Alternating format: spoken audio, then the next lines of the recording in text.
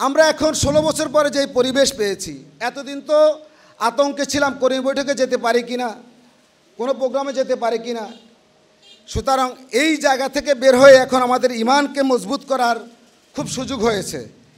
ঈমানকে মজবুত করব, আমানতদারিতা বৃদ্ধি করব এবং পারস্পরিক সম্প্রীতি স্থাপন করব।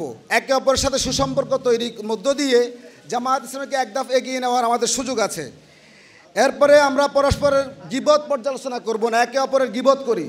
আব্দুল্লাহ ভাইয়ের এই সমস্যা দেখছি, অমুক ভাইয়ের এই সমস্যা দেখছি, না, গীবত না করে আমরা ইহতেসাব করে ওই ভাইকে সংশোধন করে ইসলামের পথটাকে সুগম করব এবং সমাজ থেকে পরস্পর যে পরনিন্দা পরচর্চা, এই পরচর্চাটাকে আমরা তুলে দেওয়ার কাজ করব। পারবো তো ইনশাল্লাহ?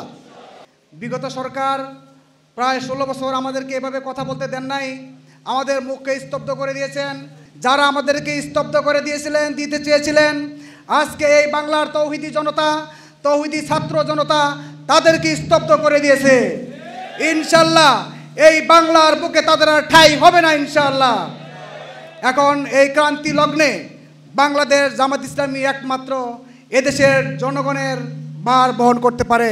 সুতরাং আপনারা আসুন, বাংলাদেশ জামাত ইসলামীর পক্ষ থেকে বাংলাদেশ জামাত ইসলামীর হয়ে সবার ঘরে ঘরে দাওয়াত পৌঁছে দিয়ে আমরা যেন ওই বাংলার বুকে একটি সুন্দর সমাজ গঠন করতে পারি, এই বাংলার বুকে আল্লাহর জমিন আল্লাহর দিনকে প্রতিষ্ঠিত করতে পারি, সেই প্রচেষ্টা আমরা সবাই অব্যাহত রাখবো। এ বলেই আমি আমার বক্তব্য শেষ করছি। আল্লাহ হাফেজ। বাংলাদেশ জিন্দাবাদ, বাংলাদেশ জামাত ইসলামী জিন্দাবাদ।